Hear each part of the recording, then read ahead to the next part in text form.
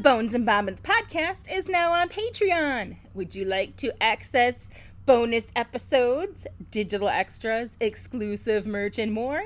Join us in the Curiosity Shop at patreon.com/Bones and Bobbins.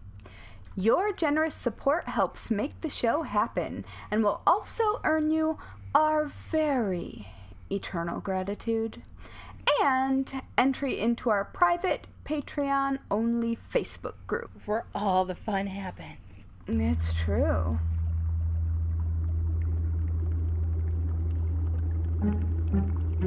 In a dusty old shop on a forgotten old street, you'll find two witches with books 3 boxes deep.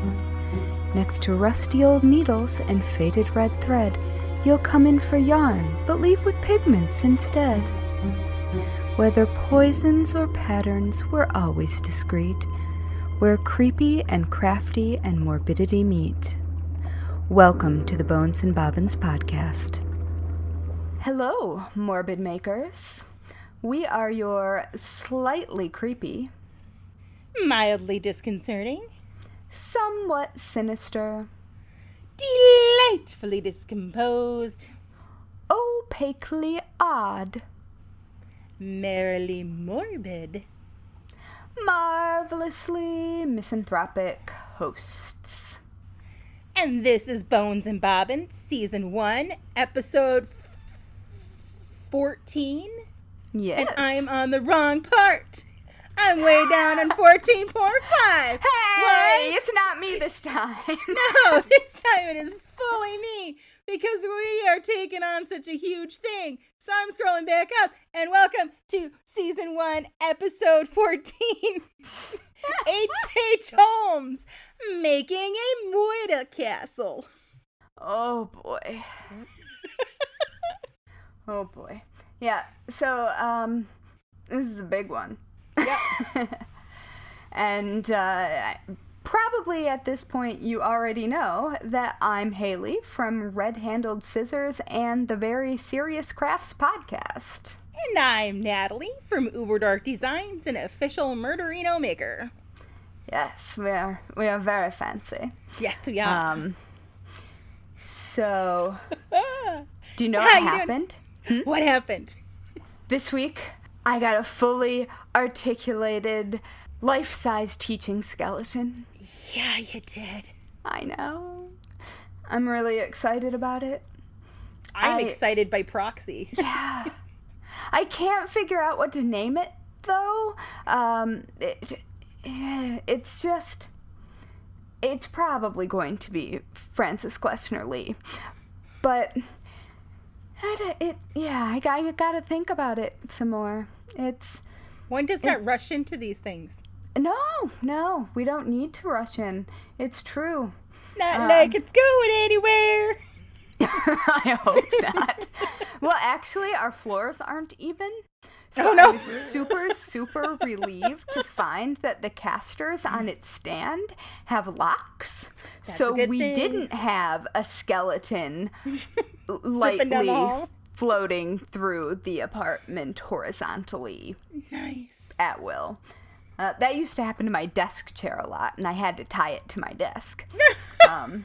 I have since purchased caster wheels with locks, which would have been the thing I should have done at the beginning of all this. But But hey, you know. I decided light bondage Yeah. instead. You can never go wrong with a little light office bondage. Nope. And also related to our topic, Yes. this weekend I got an email from my dad with a bunch of genealogy information just sort of out of nowhere. And guess what name happened to feature on that list? I don't know. Could it be Mudgett? Much. Yes. And if you don't know, that is the actual last name of H.H. Holmes. I'm probably not related to him, spoiler alert. But he probably is on my family tree by marriage. So there's that. That's kind of fun. Yeah, it was not what I was expecting for my Saturday morning. Right? Yeah, so how are you? I'm good. I'm tired, but I'm good. It's getting cold here. We had a little tiny bit of snow today. Ooh, festive. Which kind of makes me excited. I go on this, and I'm sure you can understand as a maker. Like, I go on this, I'm trying to fully embrace all of my spoopy wonder and be like, yay, Halloween. And then I see all this Christmas stuff start popping up, and I'm like, you should have your Christmas line out. You're behind. Everybody's selling all the things, and you're going to fail. So you aren't going to fail. It's fine. Although I haven't put my decorations up for Halloween yet, so I am currently failing. We don't have a whole lot up, but we do have some stuff up. And then I purchased some specifically, and still. Oh no! Anyway. And then my friend started one of the most delightful groups on Facebook. It's in the manner of, like, the Great British Bake Off, but it's the Love Bake Off. Right, but it's the Great Midwest Casserole Bake Off. Wow. Was there a big fight about whether or not you were going to call it casserole or hot dish? No, don't you know? So I come from casserole land, but aren't you firmly in hot dish world? I'm casserole borderline hot dish now. Now, hot dish, as you know, is usually from Minnesota. Yeah. But in Wisconsin, we usually have the casserole. Sometimes it's a hot dish, but usually a casserole. And I think hot dish has been determined to be like anything that's topped with potatoes. So I'm guessing like shepherd's pie would be a hot dish. But like also we called it specifically tater tots, generally speaking. But see, we called it potato tater chips. But yeah, but we called it tuna casserole was topped with potato chips, and tater tot casserole was topped with tater tots. But so they throw out a list of ingredients, and then you submit your casserole. And my friend Allie literally lattice braided hot dog strips on the top of her casserole and totally took the win the first week. And wow, my friend Monica had like vegetables cut like flowers. It is the most delightful fucking group. That is so wholesome. It is. It's perfect for like a palate cleanser to all the fuckery that is like burning down around us right now. Also, we went and got our flu shots. Ooh, I got mine too. Mm-hmm. I was pretty proud of that. So flu shots are down. And I now have a little palate cleanser of the Great Midwestern Casserole Bake Off. So I am so excited about that. I could never participate because I eat exactly 0 things that would ever be involved in a Midwestern casserole. I have yet to actually participate in it. Because I have massive food allergies. But just watching it is so much fun. And that's lovely. Right? So I'm like, it snowed out. I belong to a casserole bake-off group. Let's talk murder. I mean, I feel like that is really normal for us. It is. So if you want an in on the bake-off to watch, just watch what they come up with. I'll scoot you on in because it's pretty fun. I'll just sneak on by you here. Oh, boy. And you can see all the casseroles. It's lovely. Yeah. I haven't seen my mom in so long that my accent does not flow in the way that it does when I have seen her. It's been so long. It's funny because mine doesn't slip out a whole lot, but I love to go there with it because it's heartwarming. And I mean, you can. The thing about it is when you have a strong Midwestern accent, and like I'm from Southwest Michigan, so we're solidly in the strong accent area. It's like it ebbs and flows depending on what group of people you are with. Right. And my husband is always making fun of me when my mom's around, because all of a sudden I get extremely Midwestern. It's funny because people don't quite understand the differences between, like I grew up in the suburbs of Milwaukee. Yeah. So I never understood why people picked on Wisconsin, except for until we went and visited our cousins up north, and I was like, okay. And I mean up north, not up north, which is the UP, which is Michigan. I was gonna say that's my area. Uh-huh. Right. And I'm like, there's the slight differences, but then we had cousins in Minneapolis. So just the differences and there's like this slight vernacular differences as well, like the hot dish versus casual. And then there's the Yoop and Jesus, Mary, and Joseph. I was out on the trail the other day. Christ on a cracker, I think, is what often happens in my area, although we weren't allowed because I grew up in a very religious household. Yeah. So it makes me happy, and I think people need to give the Midwestern accent as much love as they give the Southern bless your heart accent, because my dad is a very very folksy Midwestern dad.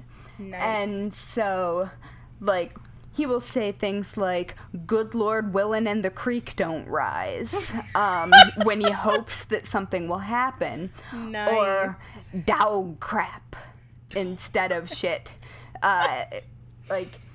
There is... Apparently he did this so much that when he was retiring from the crime lab, they did this golf outing where every hole had a my dad's name is I'm not going to use my dad's first name, I guess, for his privacy, right? But they had an ism of his at every single hole at the golf course. That's so amazing. There are at least 18 of them. I never. What was the one that always confused me as a kid was, "Are you shitting me?" I didn't like. As soon as I found out what shit actually meant, I'm like, I don't understand that one. But yeah, I never encountered that until I was older because cussing. Because I don't think. I think I've heard my dad swear twice. We were going to get into a head-on collision that we both saw coming, and my dad said, "Oh, dog crap." Oh. My parents, my mom doesn't cuss a whole lot. She cusses more now than she ever did before. Yeah. And it's thanks to me, and then she'll giggle when she does it. So it's just really funny. She'll whisper bitch and then giggle for 5 minutes. My dad... Yeah, my mom does that. My dad has this thing where he cannot stand the F word, and I drop it all over the place thanks to my grandma. But I don't ever say it in front of him. I'm reserved enough to not, have that respect thing in there. Oh, yeah, I would never. But I've heard my dad say it once when I was a kid, and he was passing a kidney stone. So, it just... Oh, dear. It was I'm that's giving birth. That's the only time I've ever heard him drop it. But yeah, one time I was on the phone with him when I was in California, and there was a little mini earthquake, and something from upstairs fell, and I was like, what the fuck was that? Because it scared me, and then I was like, oh my God, I'm so sorry, I didn't mean to say it. I was terrified that I had said, the bad word. I understand. You never grow out of that. No, it was straight out of the Christmas Story. With my mom, I will say whatever I want and then just look at her and dare her to call me by my first, middle, and last name. Yes! Which she does every single time. She probably also has done this on our Facebook page for this podcast. And if she hasn't, well, if some woman named Patty with an I shows up and calls me by my full name, well, that's my mom. And she's great, so. Wow. We should probably actually talk about the thing we're supposed to be talking about, because we've been talking for 15 minutes. Oh, before we do, we should totally take a quick break. Yep. And thank all of our fantastic Curiosity Shop members over on Patreon. And give a totally normal and not at all creepy welcome to our newest members, Amanda, Windsor, and Ashley Shawn. Ooh. Welcome, ladies. Also, a special thank you to Laura for increasing her support. Ooh, thanks, Laura. And Amanda and Ashley. I hope you're already in the Facebook group because... Oh, you know it. We're fun. Well, I mean, I know you're on top of adding people. It's just that not everybody is on the Facebooks. That's true. That is true. Although, didn't you actually make someone join Facebook? I didn't make them. I did not have gun to head. They were just like, so I created this secondary Facebook account just to be in the group.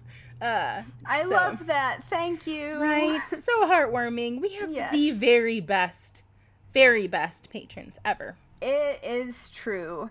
And like we always say, we would totally go explore hidden old graveyards in the woods with you. Which actually reminds me that I learned that there is a family graveyard. Like a Pearson graveyard. Ooh. In that genealogy stuff. A lot of people that I'm apparently related to are buried there.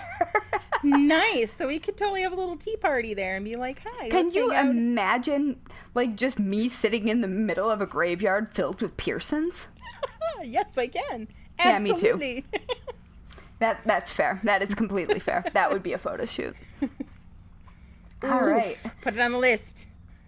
On the list. For our field trips. For our field trips. We cannot visit...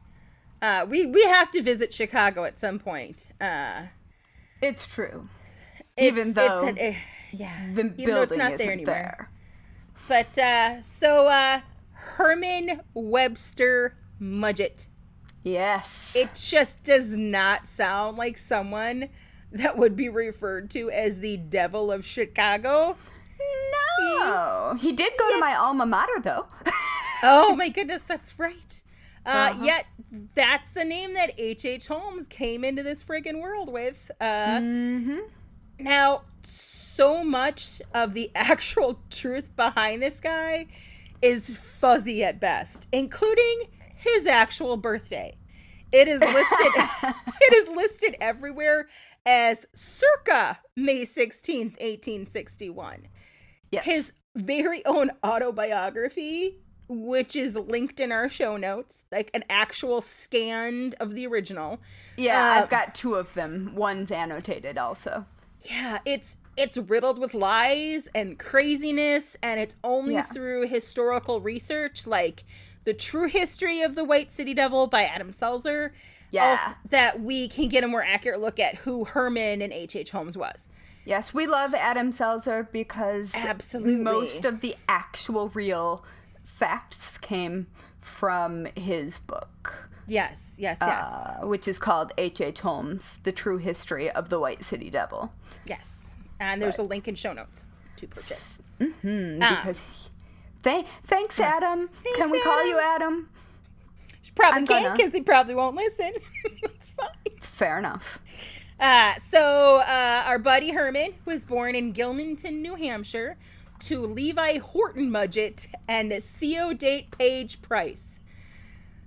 Those are some names. Both of Price is the other side of my family. Get out now! Oh my goodness! Oh my goodness! Well, that's through marriage though, so that's okay. Whew. Well, both of these were descended from first English immigrants in the area. Okay. So Mudgett was his parents' third-born child. He had an older sister, Ellen, older brother, Arthur, younger brother, Henry, and a younger sister, Mary. So, middle child. What happened to those kids? Right? That's a good question. I didn't even go to that. I don't think we should find out. Nope. So, it's said that his family was affluent, but totally not without problems. So, some historians state that there was, no precursors to predict that Herman would grow up to commit the crimes that he did. But my psych background sees kind of a few red flags, to say the least. Now, there are accounts of, everything from, like, his dad quieted the kids with kerosene rags and physical... There is some craziness, but... I mean, who among us hasn't had a grandparent threaten to dip a washcloth in brandy and stick it in a baby's mouth who was fussing? Right. I'm just saying, maybe that's a Midwest thing. It could be. It Nobody might be like lets a it European happen anymore, but grandparents strongly suggest it pretty My often. grandma was all about that brandy. I think Wisconsin is like single-handedly keeping the brandy industry alive. So now it's written, speaking of brandy, that Holmes' father was an alcoholic. Like, that is confirmed. His mother was a devout Methodist who preached Bible scripture to him a lot. So you add that to a history of bullying, and there's kind of a foundation there. So on his way to school, he had to pass the office of a village doctor who left his door unlocked. And Mudgett's schoolmates found that he was afraid of the doctor's office and dragged him into it. He later claimed struggling and shrieking, and they brought him face to face with a grinning skeleton. It was a wicked and dangerous thing to do to a child of tender years and health, but it proved an heroic method of treatment destined ultimately to cure me of my fears and to inculcate me into first a strong feeling of curiosity and later a desire to learn, which resulted years afterward in my adopting medicine as a profession, Mudgett claimed from his prison cell. Skeletons aren't scary. They're not. No. So I just think it's funny that he's like recounting this from his prison cell. Oh, I was going to wheel the skeleton into the podcast. I forgot to. So another challenge that Holmes faced in early life was a strabismic left eye. Strabismic? Yeah, so it's a medical condition that involves poor control of the eye muscles. So kind of a lazy eye. Okay. But not fully lazy. Like, he could tell when he can look straight on just fine. There's like a million pictures of him. But many people would comment that he had like an inability to look them in the eye. But there was actually a physical deficiency and not a personality trait. So that could also have been a factor that led to the bullying. Like, it's not really clear. But another factor could be that he appeared to be like highly intelligent at an early age. So whatever the reason, I wondered if he was Aspie. It's possible. And I say that as someone with autism. Like, this is not a slight. Right. So whatever the reasons, we're talking bullying plus middle child syndrome plus highly religious mom plus alcoholic dad. And that's a recipe that, could go terribly wrong. Another potential red flag is that young Holmes expressed a very strong interest in pharmaceuticals and medicine, sometimes dissecting and surgery on both live and dead animals. Or did he? Contrary to imaginative tales of animal torture, his mother later told reporters that her son had been kind to all creatures, and he especially liked dogs. So, while, again, huge red flag. Believe her. That's like it's hard to know. I think somewhere in the middle of that, the truth may lie. I don't think he ever tortured or killed an animal, but I'm willing to bet if he came across a carcass, he brought it home and checked it out.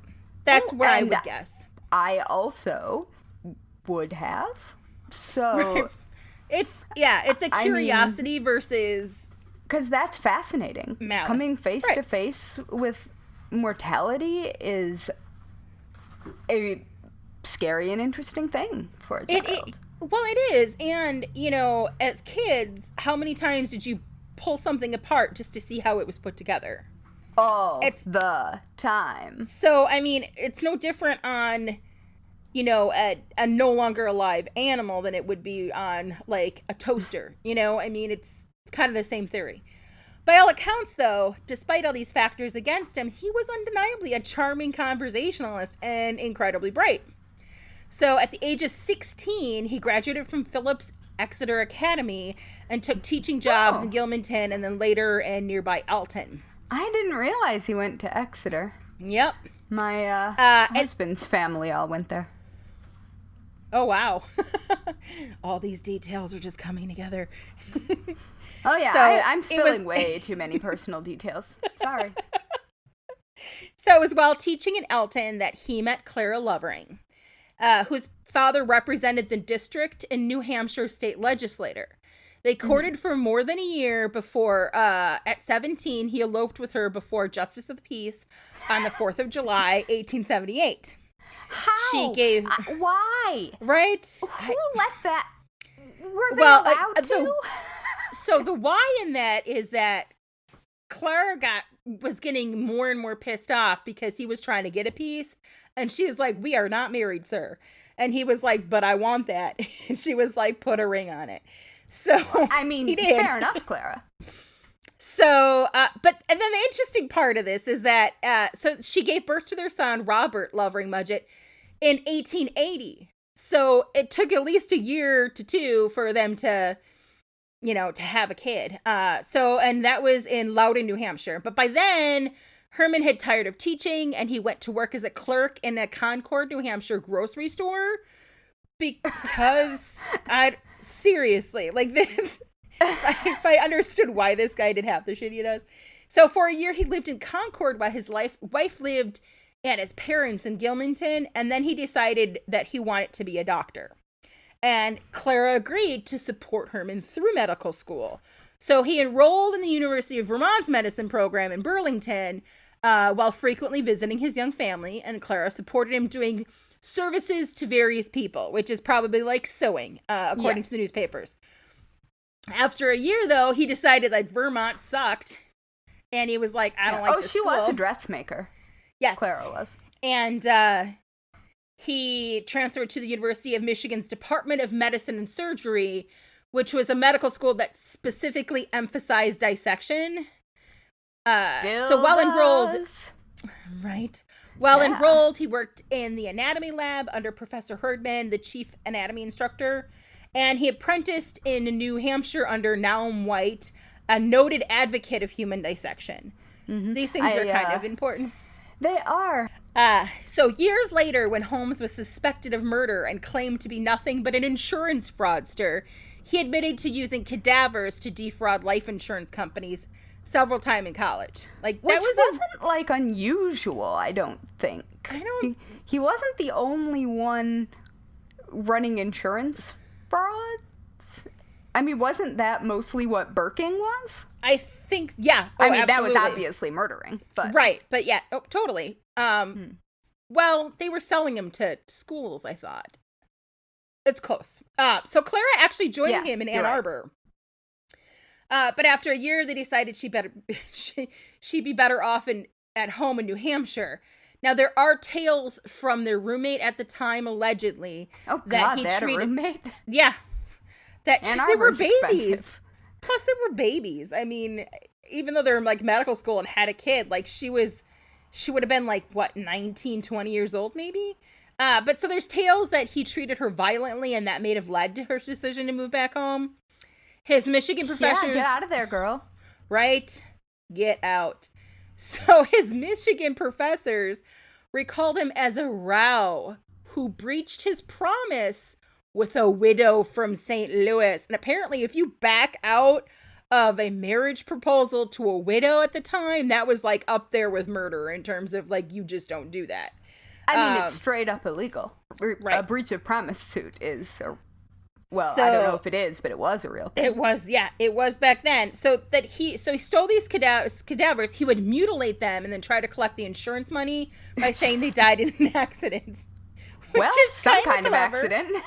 So then during the summer of his junior year, he took a job as a traveling salesman for a book publisher in northwestern Illinois because, why not? Was it Edwards Brothers?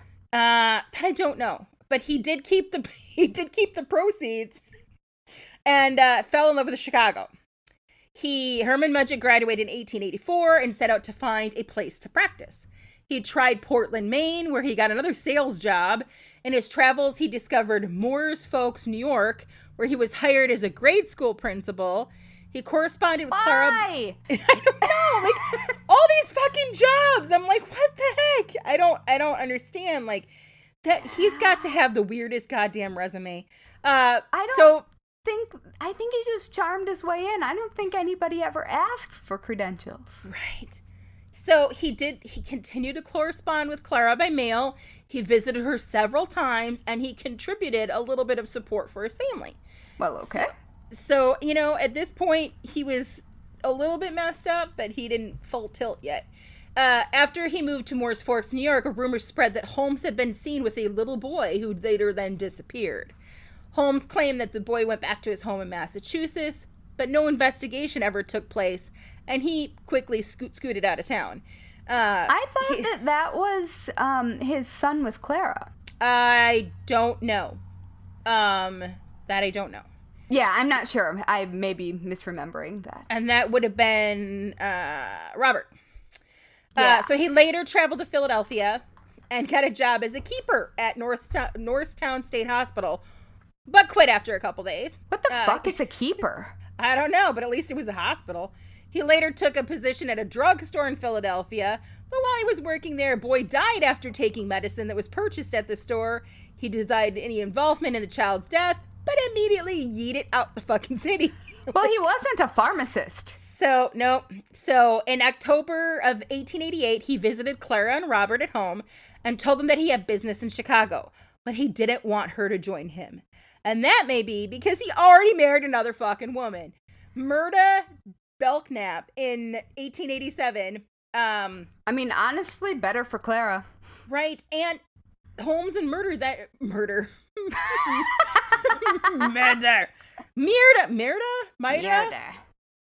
Chicky Poo then had a daughter named Lucy in 1889. Clara actually took him to the train station in Concord and then didn't see or hear from him again for 6 frickin' years. Good. Clara decided she would support herself and her young son. She learned dressmaking in Concord and set up a successful little shop in Tilton. And this makes me just heartwarmed.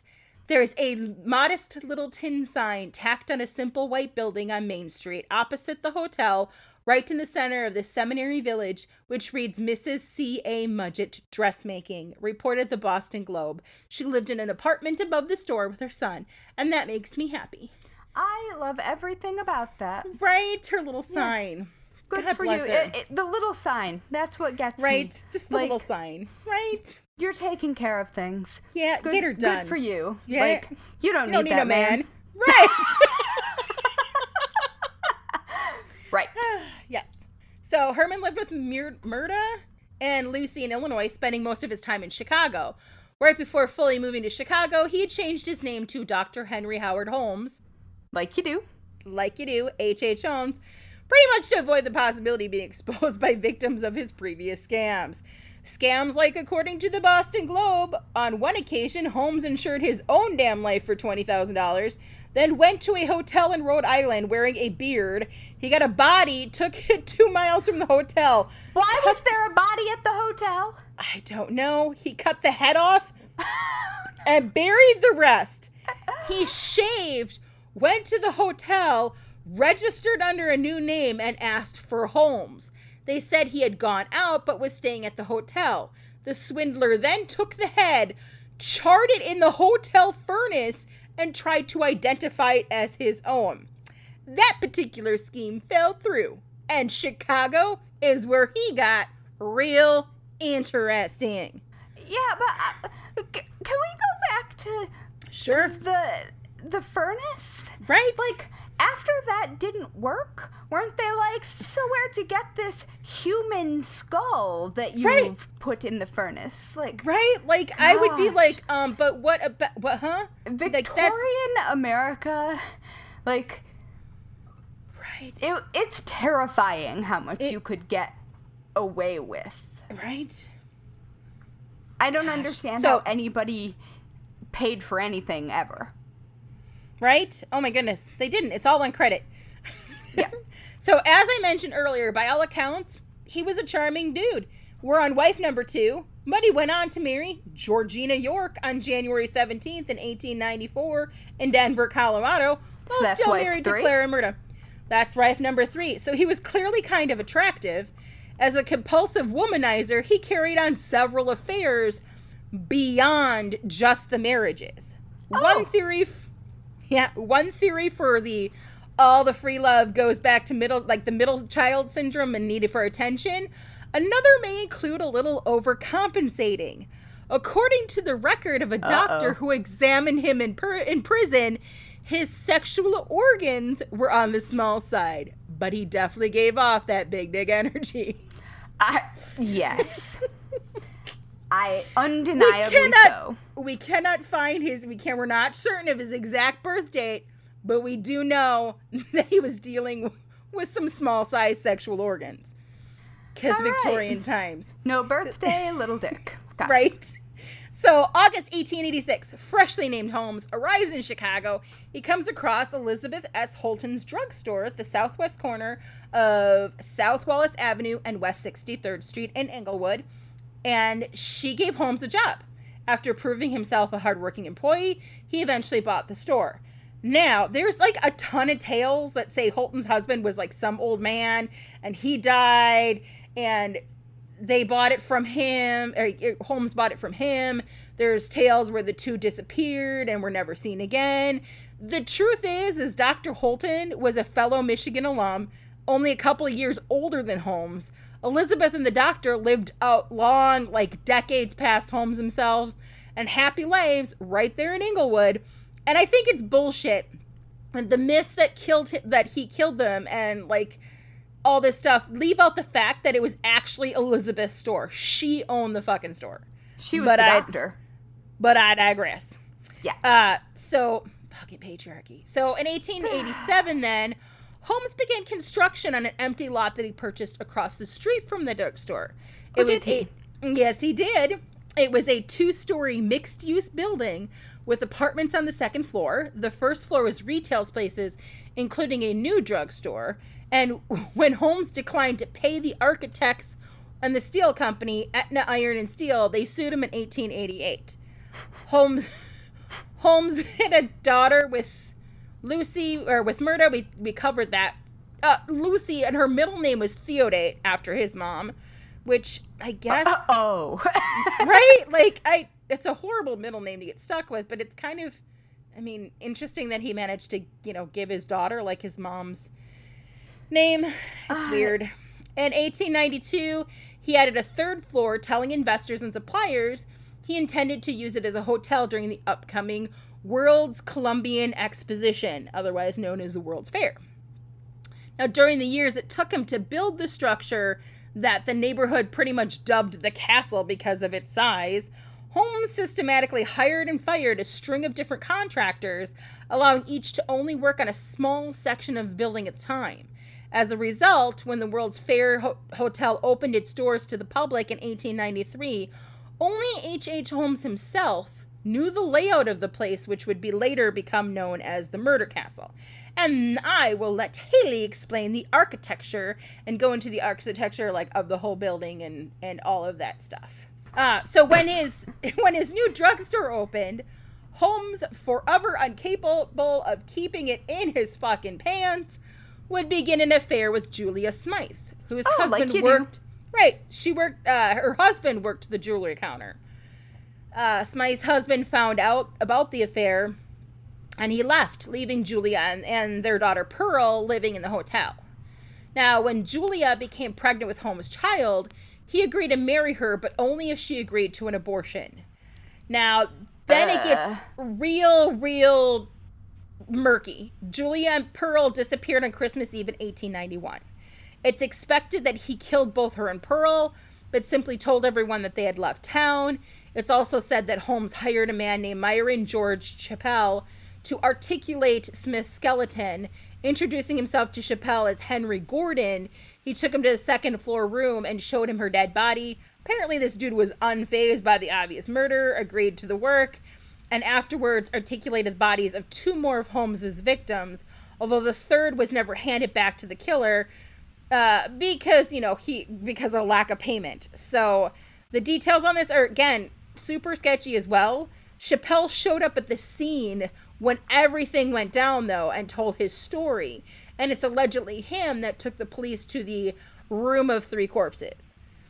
Well, working in the Chemical Bank building on Dearborn Street, doing what? Who the fuck knows?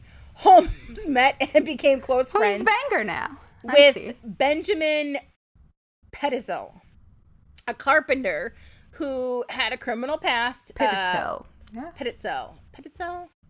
Yes, Petitzel. Benjamin P. Benny P.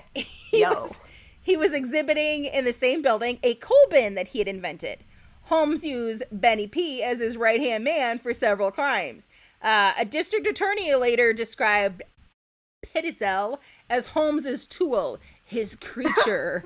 Well, he didn't have a very big one, so... There you go. But Ben would ultimately be Holmes's demise. In early 1893, a one-time actress and heiress named Minnie Williams moved to Chicago. Holmes claimed to have met her in an employment office, though there were rumors he had met her in Boston years earlier, and we actually go into that in one of our bonus episodes. And they had exchanged love letters until she finally moved. He offered her a job at the hotel as his personal stenographer, and she accepted. Because, again, like, people just get jobs at whim. Like, oh, you're an actress? You're a perfect stenographer. Come. And what does he need a stenographer for? Like, I don't... To take notes on the deep thoughts in his head. Deep Thoughts by H.H. Holmes. I mean, she was clearly literate if she could read a script. Yeah, she could read a script and she could sign over shit. Holmes persuaded her to transfer the deed to a property in Fort Worth, Texas, to a man named Alexander Bond, which was yet another fucking alias of this guy. Now, at this point, I can't even keep track of his names and his women. Like, how he managed to do it, I don't frickin' know. No, there's an actual appendix in Adam Seltzer's book that is devoted to that. It's crazy pants. Yeah. So, in April of 1893, Williams transferred the deed with Holmes serving as the notary, which I'm a notary, and it's not illegal to notarize your own documents, but it can be called into question. Holmes later signed the deed over to Petitzel, giving him the alias Benton T. Lyman. Seriously. Like you do. The next month, Holmes and Williams rented an apartment in Chicago's Lincoln Park. Now, it's rumored they were presented as husband and wife. So this is essentially, we're thinking that Minnie's wife number 4, but technically not, because he's still married to his original wife. Minnie's sister Annie came to visit in July.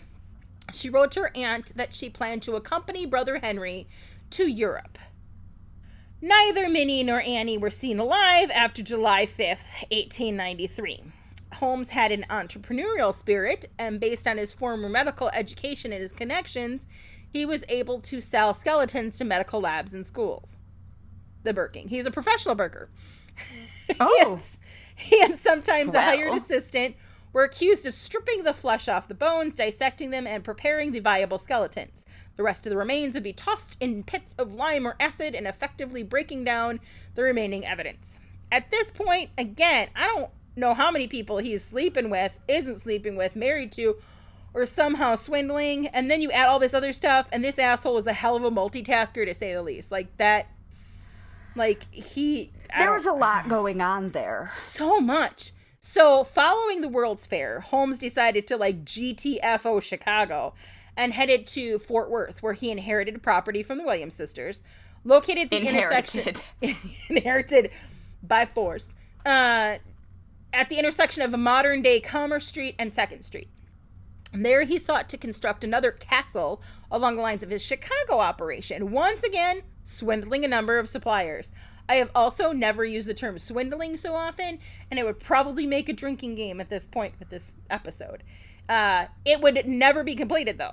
So, July 1894, Holmes was busted and jailed for the first time for a horse swindle that ended in St. Louis. Again, swindle can be anything. It's just pretty much some tomfoolery, some shenanigans and stuff that you're not supposed to do. Right. But it was a horse swindle. So while locked up, Holmes met with the convicted train robber and famous Wild West outlaw Marion Hedgepeth, a.k.a. the Debonair Killer. Holmes had a plan to swindle an insurance company out of $10,000 by taking out a policy on himself and then faking his own death. He promised Hedgepeth a $500 commission in exchange for the name of a lawyer who could be trusted. Holmes was directed to an attorney named Jephthah Howe. Okay. Right? Yeah. Who happened to find Holmes' plan to be brilliant. Nevertheless, Holmes' plan to fake his own death failed when the insurance company became a little suspicious and refused to pay. Holmes didn't press the claim, though.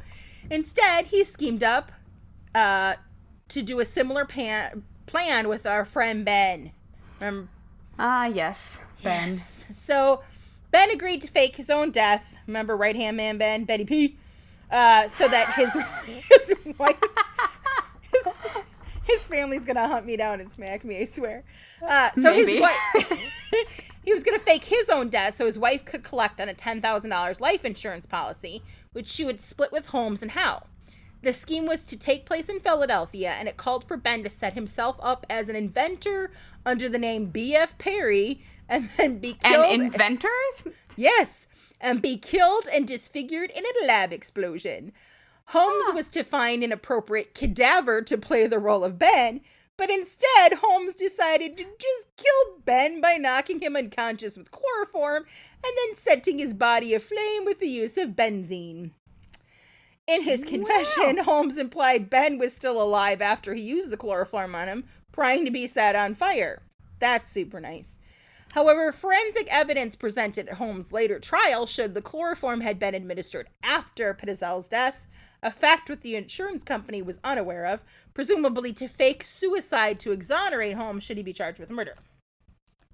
Now, Holmes collected the insurance payout on the basis of the genuine corpse, because for once, shit actually lined up, and there was no questions. So Holmes then went on to manipulate Ben's unsuspecting wife into allowing 3 of her 5 children, Alice, Nellie, and Howard, to be in his custody. Like, I don't get it. Like, no. Like, that's not your... I don't get it. Also, so Holmes, the forensics on that don't make sense. Right. Okay. The chloroform administration and where it was found, and it does not actually make any sense at all. And in case you can't see, this is my super surprise look. Yeah, I know. It's shocking, isn't it? So Holmes but they didn't know that at that point, I don't think. Right, probably not, no. So Holmes and 3 of Benny P's kids traveled through, like, northern United States and into Canada. Why? I don't know, but why do you want to take 3 children? So at the same time, he had Mrs. Pitzel going along a parallel route, all the while using various aliases and lying to Mrs. Pitzel concerning her husband's death, claiming Benny P was hiding in London. Like you do. So he was also lying to her about the true whereabouts of her 3 missing children. And at one point in Detroit, just prior to entering Canada, they were all only separated by a few blocks, like some fucked up Scooby-Doo movie. Like, they were like blocks apart from each other. That's and an even terrifying. Ballsier move, Holmes was staying at another location with his wife, who was unaware of the whole affair. Holmes would later confess to murdering Alice and Nellie by forcing them into a large trunk and locking them inside. He drilled a hole in the lid of the trunk and put one end of a hose through the hole, attaching the other end to a gas line to asphyxiate the girls. Holmes buried their new bodies in the cellar of his rental house at 16 South Vincent Street in Toronto. Dude just has houses everywhere. Frank Geyer, a Philadelphia police detective assigned to investigate Holmes and find the 3 missing children, found the decomposed bodies of the 2 Pitzel girls in the cellar of the Toronto home. Yep. Detective Geyer wrote, "The deeper we dug, the more horrible the odor came, and when we reached the depth of 3 feet, we discovered what appeared to be the bone of the forearm of a human being." Geyer then went to Indianapolis, and this is the point where I just fucking hate this guy. Like, it's bad enough to fuck around with people's emotions and shit, but like when you start killing kids, That's when I'm like, I just want to like, also, why would you? Like, that, it doesn't make there any was no reason. sense to me why he needed to have these kids. It's not like he needed leverage over and why would Mrs. Pitzel. Right, and why bury them in the basement? Like, he seems smarter than that. I mean, why not just give them back to their mom? Right? She doesn't know that anything has happened other than the plan. Right? I mean, and what did you tell the brother? Like, so Geyer then went to Indianapolis where Holmes had rented a cottage. Again, this fucker's all over the place.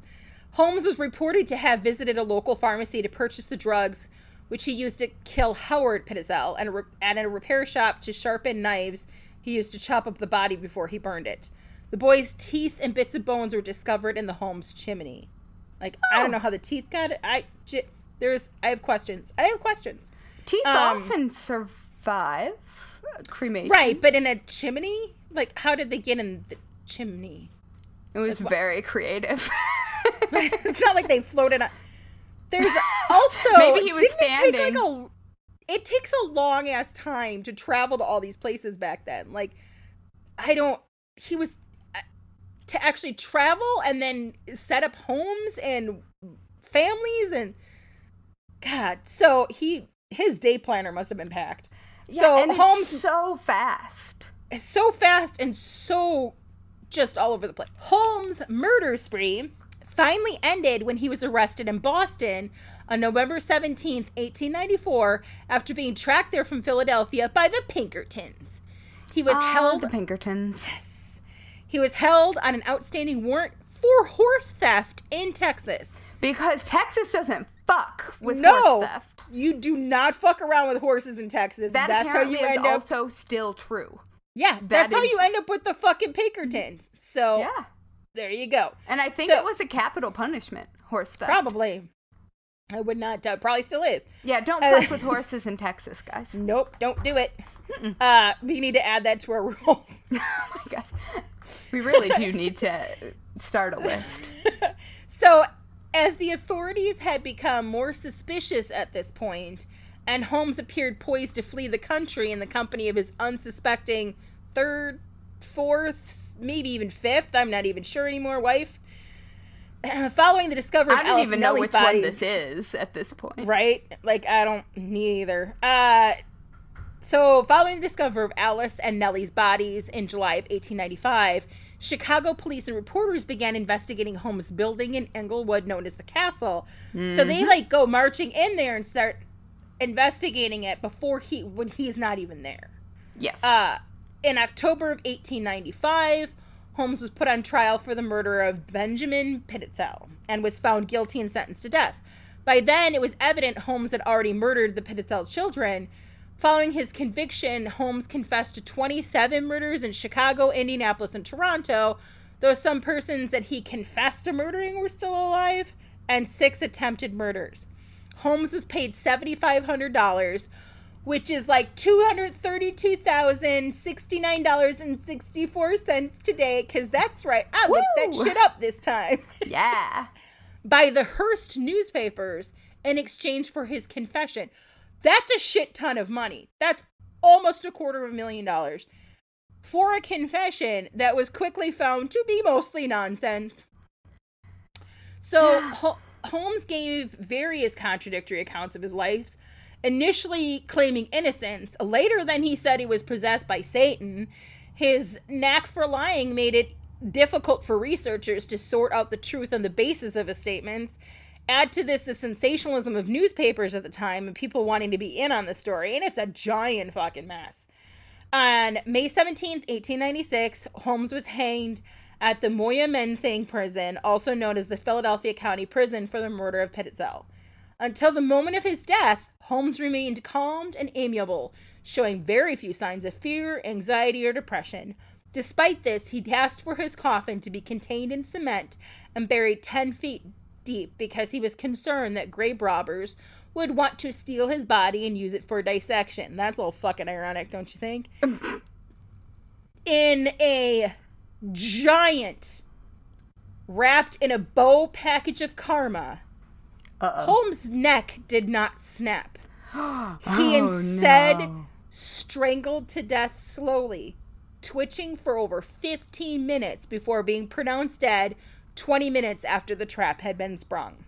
Oh, I bet somebody mismeasured that rope on purpose. Right? And Holmes' death row confession, quote, "I was born with the devil in me. I could not help the fact that I was a murderer no more than a poet can help the inspiration to sing. I was born with the evil one standing as my sponsor beside the bed where I was ushered into the world, and he has been with me since." End of quote. That's probably true. I don't know. But that is the very abbreviated life of Mr. H.H. Henry Mudgett Holmes. And so many names. So many names and so many fucking women. So many, like, seriously, like, this guy was playa. And he's not bad looking. He's not. He's super into bowler hats, which I can dig, and he's got the hipster He's probably mustache well of the year. groomed for the time. Very much the 3-piece suits. He probably did not smell bad. No, like he again, like the doctor that saw him in jail said he had tiny wee-wee, but he clearly gave off like some big dick. Like, he did not act like a guy that was bullied. He didn't act like a guy that, yeah, there's a lot that I would like to dive even deeper into, which sounds ironic because I have read and consumed so much. Oh my goodness. For this and all of our bonus episodes, which I'm excited about because I think it's perfect. Yep. But there's so much there's so many little bits and pieces in it that are so interesting. And we do focus on like the women, we focus on some theories, we focus on some more stuff. So you guys really want to join our Patreon and stick around for our bonus episodes. And I don't normally be like, hey, join our Patreon, but it's really cool stuff and it's fun. So yeah, we're doing some extra bonus Halloween. We are. So yeah, that's Homeboy Holmes. All right. And Benny P. Benny P. Okay, that's not funny. That's a dead guy. I know. I apologize. I used his proper name when we were talking the serious stuff, but Benny P's just sticking. It's fine. He was also shady himself, though, too. He was a shady motherfucker. So yeah. He probably didn't deserve to die. No, and have his kids killed. They didn't deserve to die. The kids confuse me. Like, I could see maybe taking out the wife because you wanted that part of the inheritance and making them orphans. Or even marrying the wife. Right. Sure, why not? Maybe that's why he took the kids, because she wouldn't have him. I don't know. She didn't want that little dick. Oh, boy. Probably not, though. I mean... Good times. Who wants that tiny D? No. I mean, if you know how to use it, I suppose. But right. I mean, seriously, it is definitely not the size. But no. I think he was just an odd, shady little fucker.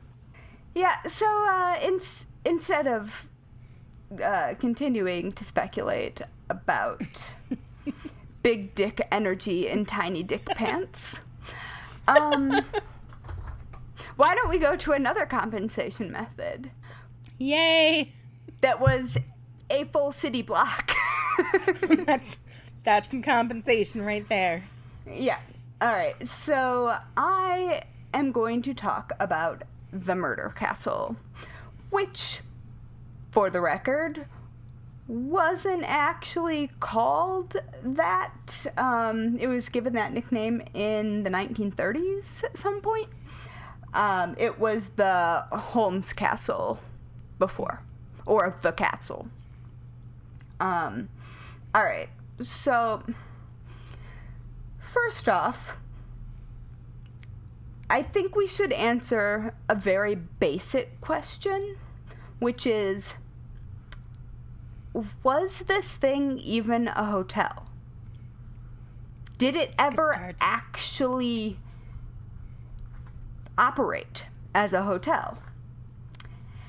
And the answer is no. Despite all of the rumors about young women disappearing or showing up for the fair and disappearing alone into the castle of doom. Like, it wasn't even marketed as a hotel. It didn't have a front desk, and it definitely wasn't listed in the accommodation suggestions for fairgoers. Huh. And I think that in theory, it was a third floor was added with this in mind, but it was, I don't think Holmes wanted to do the work, and so it was only inhabited by like the people in Holmes's orbit for the most part. The unfortunate thing about all of the records that are findable is that at the time when all of the sensational things about the murder castle were being discovered, the press was not kept out. So it was the press along with the police who were digging things up and discovering different areas. And so there wasn't any secure crime scene. So it would be, and I mean, there just wasn't broadly then. The press came in anyway, for pretty much everything. So this wasn't unusual, but it wasn't as though it was being studied as a crime scene or with an eye to forensics. And everything that is told either by officers who were there, and Chicago police officers at that time were notoriously sketchy, or the press, whose job it was to sell papers, and for whom it was in their best interest to make something out of everything. Yeah. So I just want to lay that down before we dig into it, because there are a lot of theories and very few facts. Well, if you think about it, I mean, if Hearst was willing to pay that much money for a confession for their papers, I mean, yeah. That's exactly it. And I mean, he confessed multiple times. There are multiple versions. There are live people. It's a whole thing, and we talk about it later in a bonus episode. But, all right, so it would seem that sometimes there were people there. It does not seem like it was done in an organized fashion.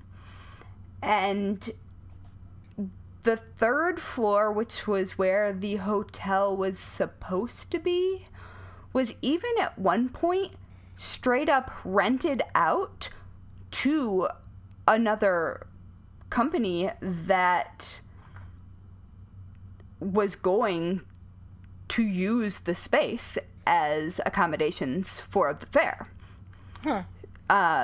And I am real unclear about what happened about that. It, like with many things, it just sort of trailed off. All right. So the facts that we know is that it featured 100 or more rooms, filled with gas chambers, staircases to nowhere, bricked up doors, trap doors, a human-sized stove, and many other presumed things. So I will get to some of the... You may be going, wait, but there was all of the stuff in the basement. All of that shit's shady to begin with, though. Like, I mean, it is true. So let's start with the layout. The Holmes Castle was an entire city block in the Englewood neighborhood of Chicago. And the front of the building was at 701 and 703 63rd Street, and the length of the building stretched along 6306 to 6312 Wallace Street. So it was like a short block and a long block, which I'm not sure if that's a thing outside of big cities. But I don't know. New York listeners will know avenue versus street blocks. That's what we're talking about. The first floor was dedicated to an entire block of storefronts. The third floor was apartments and hotel rooms. And the second floor was a maze of lethal chambers where you went if you were especially unlucky. Oh, no. And the basement probably was devoted to body disposal in multiple methods.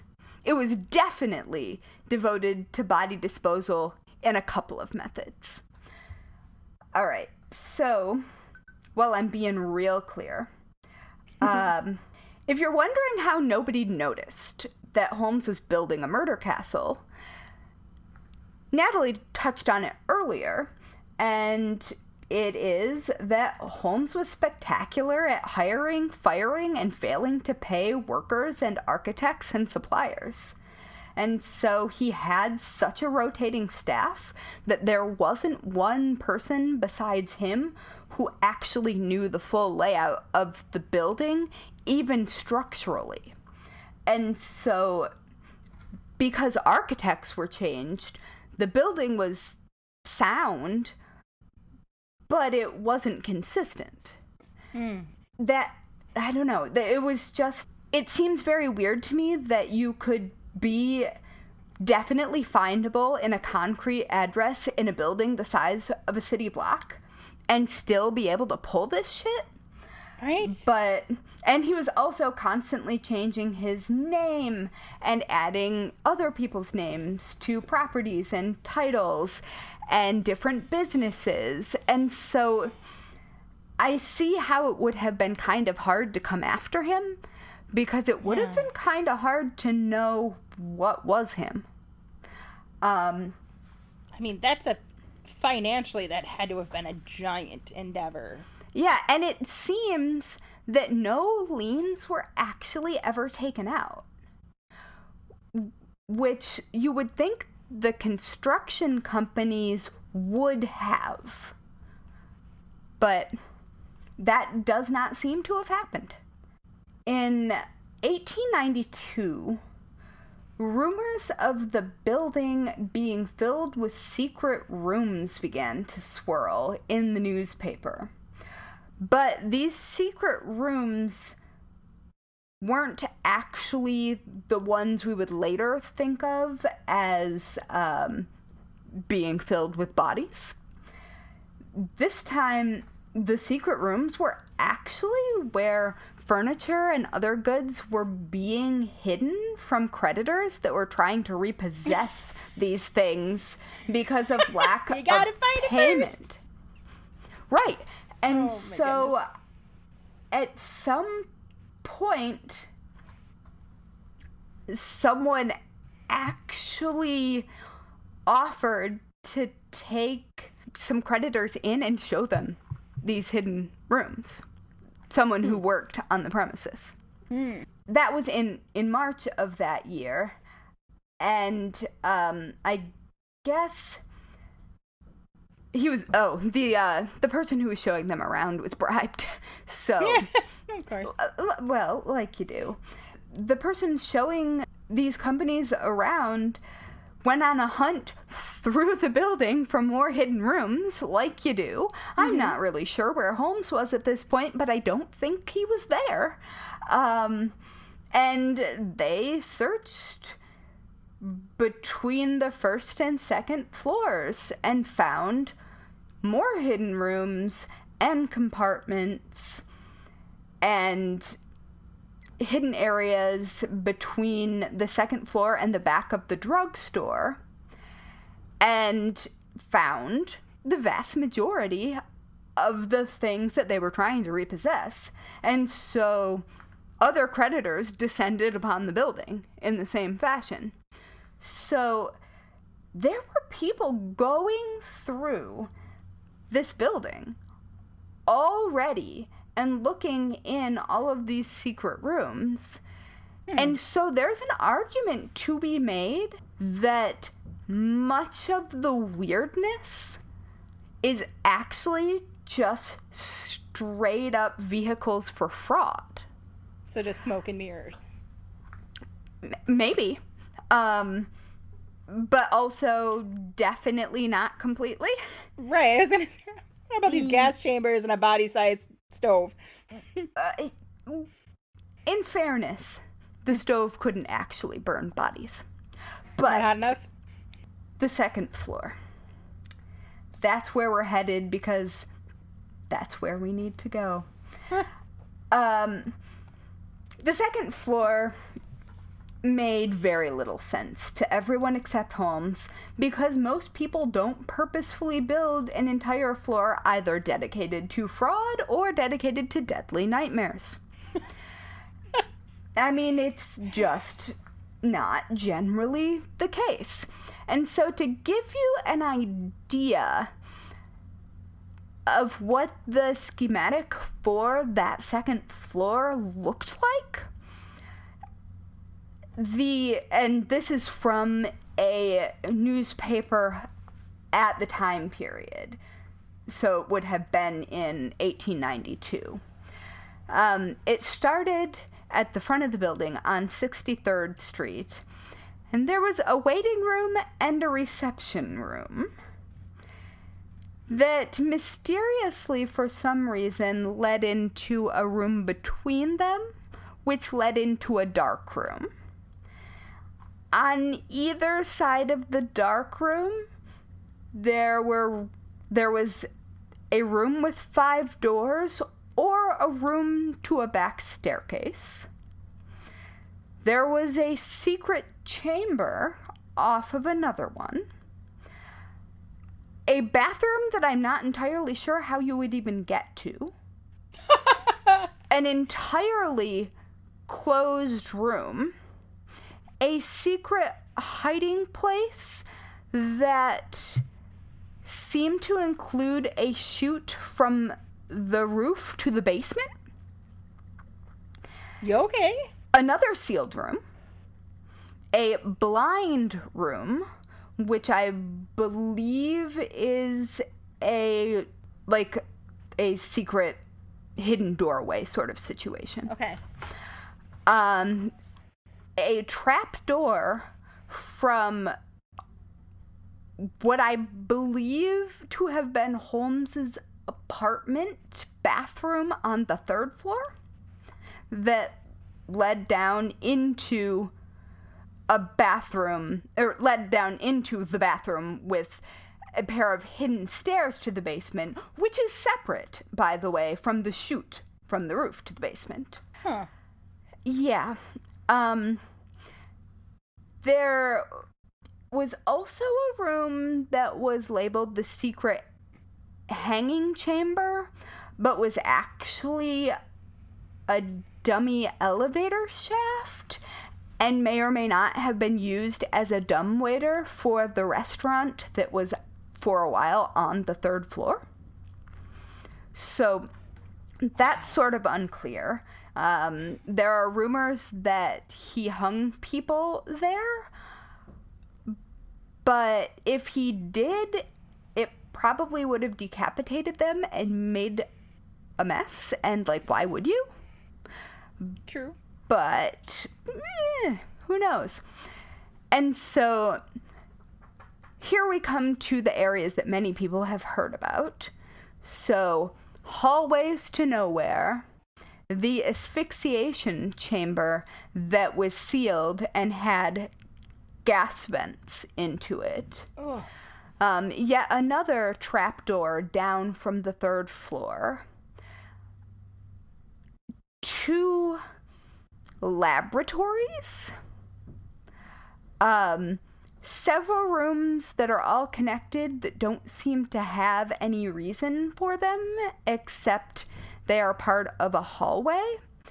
And I think they are part of what was a nonsensical group of rooms and stairways called the maze. Huh. And there was also a back room which seems to lead back to that original hallway, so you would just not be getting anywhere. There are 2 stairwells, only one of which seems to be functional. Huh. Yeah, there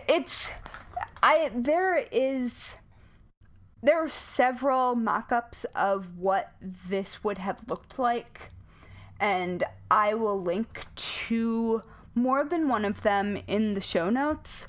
It reminds me of a really lethal Winchester mystery house, which I am looking up to see when that was. I've been there. Oh, I mean, it was Victorian, so not a dissimilar time period, but I think that continued, I want to say, until like the 1940s or something. It went on for quite a while. Yeah. Yeah, it's crazy. It's crazy. 1922 is when it stopped. 1922. Yep. Yep, Okay. 1886 to 1922. Oh, well, so they started right after this. Perhaps she was inspired. That's what I'm saying. Except for less murdery. Like, well, it was the Winchester mansion. Sure, I don't think it was less murdery. Well, just maybe not directly murdery. She was trying to get away from the ghosts, versus trying to create the ghosts. But yeah, like, why? Right. Why would you? Why? Why? That's all I can say. Exactly. And so, moving on a little bit closer to the fair, the next year, so 1890, wait, this was 1892, so 1893. So actually the year that the fair would eventually happen. I believe this was right after Holmes was arrested and was being held. Suddenly, the people of Chicago remembered his strange building on 63rd Street that the papers the year before, the papers being the Chicago Tribune, had written up about being filled with rooms that didn't make any sense, and trapdoors and secret areas. And they were like, huh. So, like, I don't understand, like, the first time somebody went through that building, why they wouldn't have been like, what the ever-loving fuck? right. Like, you got some splaining to do. Right, exactly. Maybe, let's have a little talk, a little chit-chat. Okay, so E.H. Robinson, the druggist who was in the building, in the pharmacy that Holmes was no longer running, brought a detective sergeant named John E. Oh gosh, there are 2 Fitzpatricks. All right. So there are cops. There's a detective sergeant and an inspector, both named Fitzpatrick, and one named Norton. Inspector Fitzpatrick and Norton were the usual suspects of the cops who were currently researching the weird building that they just suddenly all remembered existed. So when the druggist took the cops down to the cellar, there was, quote, as stench down there which I had never before observed, according to Robinson, when they emerged. And even though the basement they would have expected to be kind of smelly because, I mean, sanitation, Victorian times. Also, it was a mud floor. I was going to say, yeah. Yeah.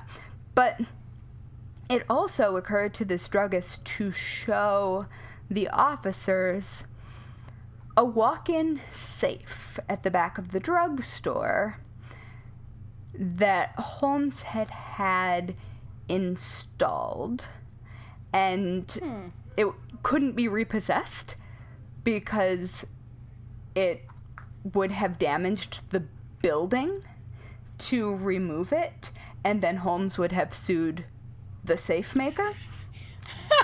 And so this safe, shady bastard. Right. And so this safe just stayed. So there was nothing inside the safe but another set of doors. But when those doors were removed with crowbars, the interior space was found to be lined with asbestos. Ugh. And the only reason for that anyone could come up with was that asbestos, which is an insulation, would have been used to deaden sounds if someone were locked in. Oh. Yes. So, now, the jeweler from the first floor is involved. And he showed the officers the dummy elevator, which he said was used as a dumbwaiter in the restaurant that ran from the top of... a dumbwaiter in the restaurant that ran from the top of the building to the bottom. And then he led the officer to the third-story room that Holmes had used as an office, in which there was another large walk-in safe. And this was one that was installed a couple of years before, along with that large body-size stove that you mentioned, that was also installed on the third floor. Yeah. On the third. On the third I was expecting that. I expected that to be like in the basement where a big... okay. It's coming. Yep. And so it's entirely possible that the safe in Holmes's office was the one that couldn't be repossessed, or that they were both lined with asbestos. It's a little bit unclear. There are definitely two safes. One of them was definitely lined with asbestos. The rest is a bit hazy. And so, because there were rumors about the gigantic stove, and that Holmes had actually asked if a body could fit in it. Wow, like he didn't even try to hide it. He's like, BT Dubs, can I fit a bot in here? Yeah. Oh yeah. my goodness. People started to dig around sort of inside this stove. And I should mention that the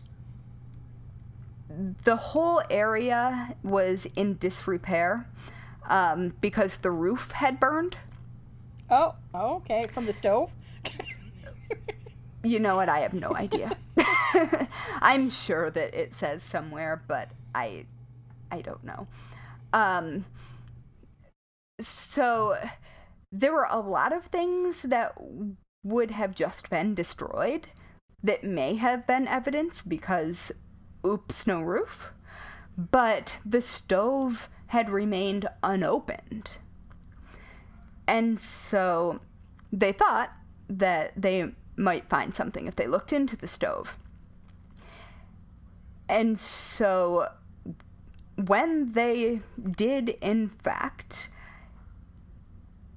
stick their hands into the stove,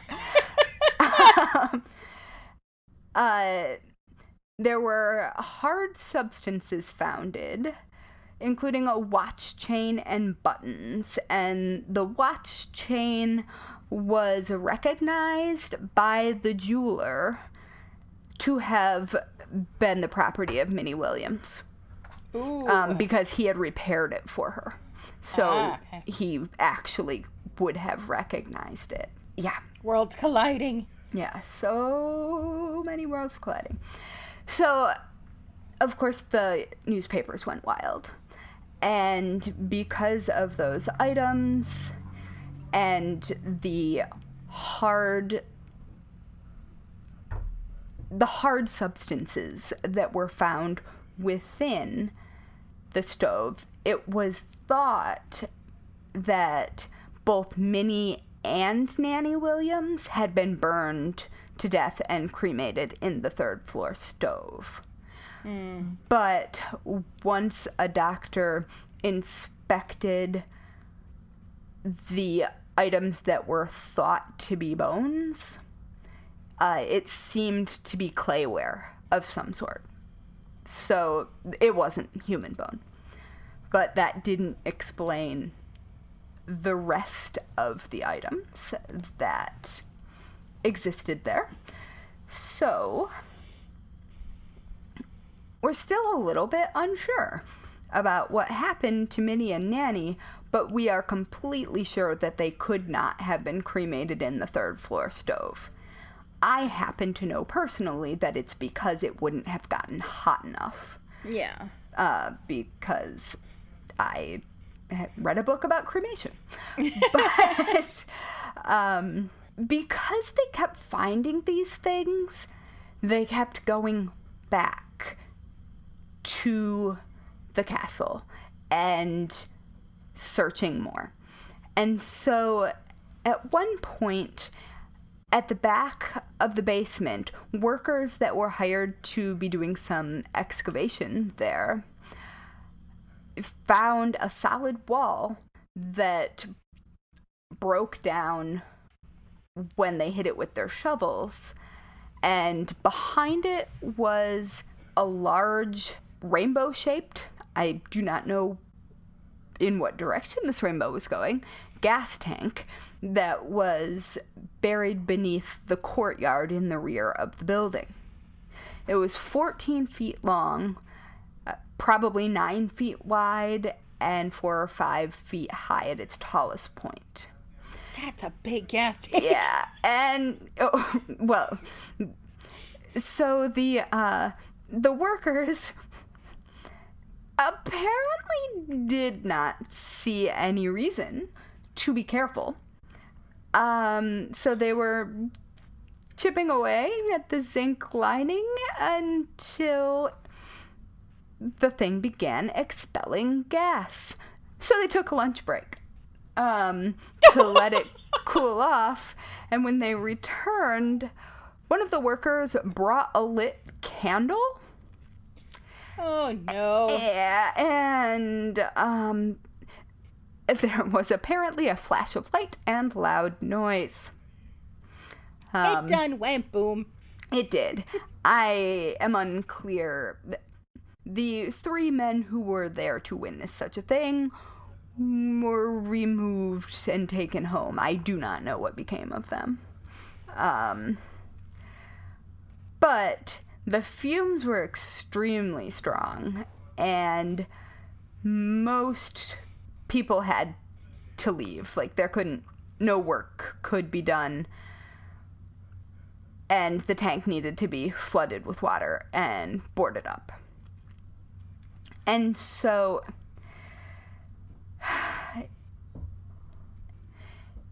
meanwhile, Norton and Fitzpatrick were conducting a more thorough search of the third floor, and remember, those are the cops, and they were looking under flooring and into closets at this point. And they found very little, but they did find a bank book belonging to someone named Lucy Burbank, and a part of a bottle of carbolic acid. Okay. Yeah. And a closer examination of one of the stovepipes revealed more pieces of what appeared to be bone. And as soon as the cops left, the reporters took the stove apart and found God. and found what appeared to be burned human hair. Yeah, so that's fun. All right, so the record reporters who were on the scene said that the entire structure was obviously planned to discreetly and quickly get rid of bodies. Quote, "The flats and cellars are one maze of false passages, trapdoors, secluded apartments, crannies, movable panels, and myriad doorways." And so that is a quote from the record at that time. Which doesn't seem inaccurate. I mean, you can't explain away why some of those things exist. Like, there's no other reason that you would have that. Yeah, I mean, unless you were just straight up super weird. So, again, there were not bones in the stovepipe.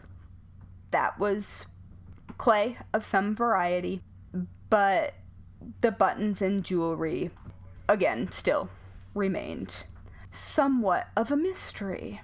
And so, wondering if they were actually going to find human remains, because keep in mind they haven't yet. This is all just speculation after having found the bodies of the Peitzels.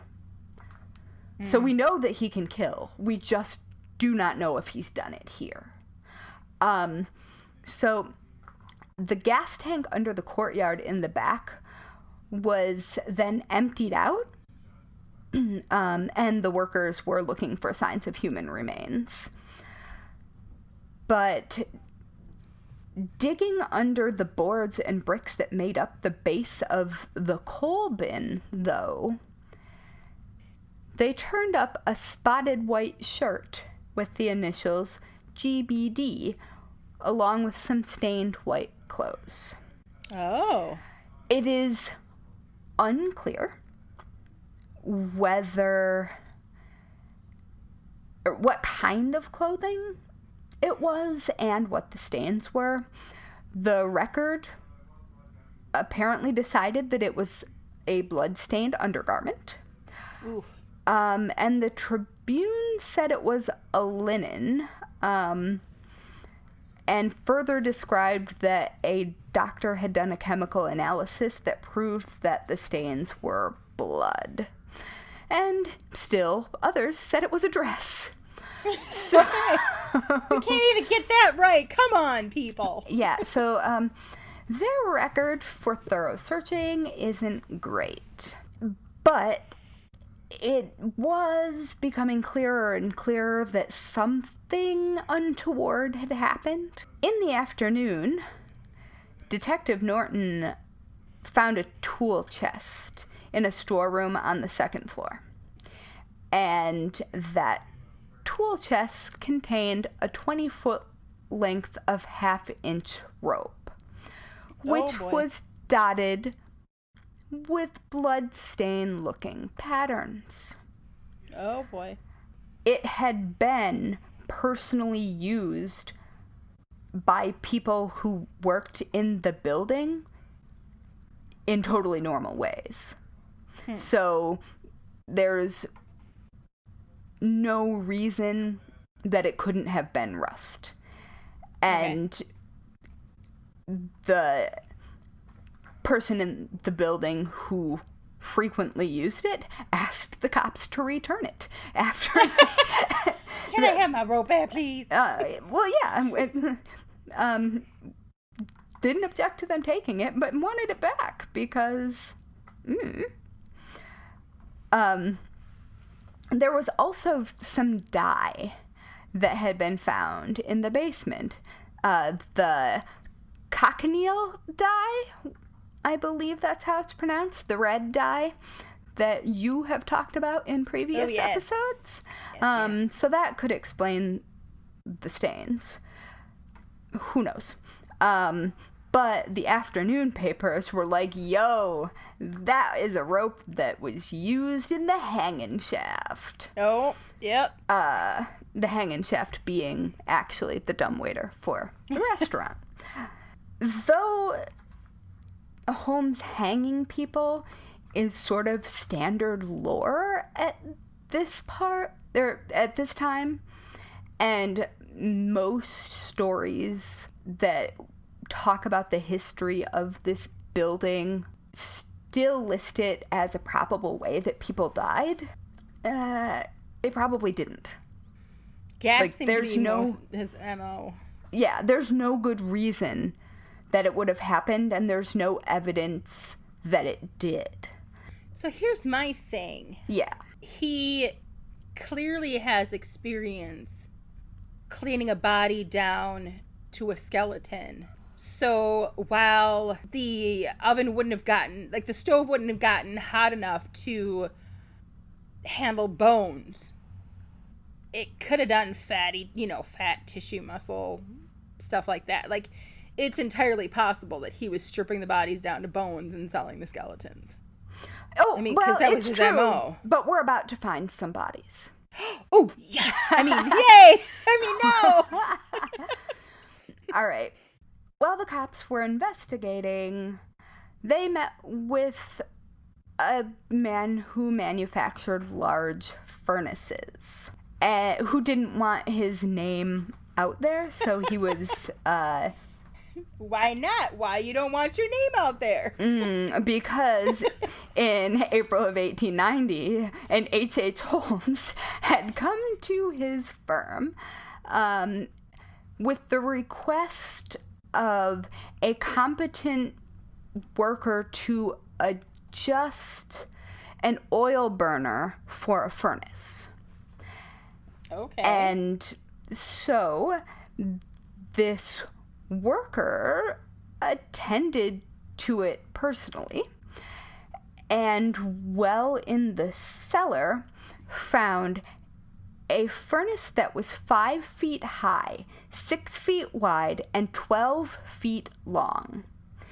And he was able to point out the indented part of the east wall where it had been. So it wasn't in the basement anymore. And that's one of the big problems. It wasn't like they just walked down into the basement and found all of these things in place. There wasn't anything in the basement. Oh, wow. Like, everything had gotten, because Holmes was really good at packing up and getting the hell out. Seriously. I don't know how you would manage to move a furnace that large, but nobody asked me. And... all right, so the furnace itself was found to contain an inner chamber that was 3 feet high, 3 feet wide, and 9 feet long, made of fire brick. Okay. Sup crematory. Right? Yeah, that's what those are made out of. That's why those exist. And so the thing is, any gas that was formed in such a chamber would be immediately consumed by fire. So there would be no odor from the furnace. That's real smart. Yeah. So that was a thing that could happen. And so now we're really getting started. Now we are. Workers that were excavating along the Wallace Street wall of the basement. Now, keep in mind, all of this time, there are people excavating and also searching all of the floors. And press, also taking shit apart. So there's just a whole bunch of people just tromping all over the place. Yeah, but still... workers that were digging along the wall of the basement that was up against Wallace Street found a barrel containing a woman's dress with a white ribbon insertion on the front, as well as part of a teapot. The cloth of the dress was stained with a rust-colored substance. But it should be noted that the teapot would have been rusted.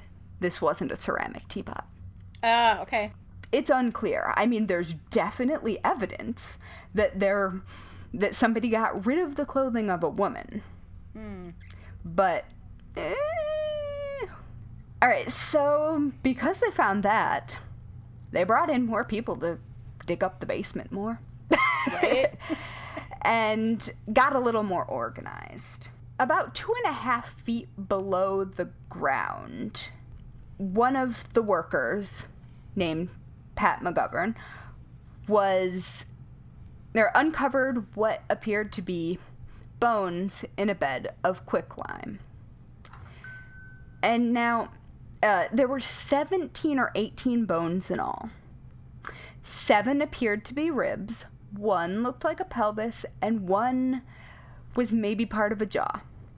Jeez. They were blackened and slimy, and buried near a bit of clothing, which could have been a cape, cloak, jacket.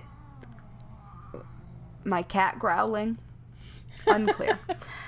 And there were also bits of matted hair and shards of broken bottles.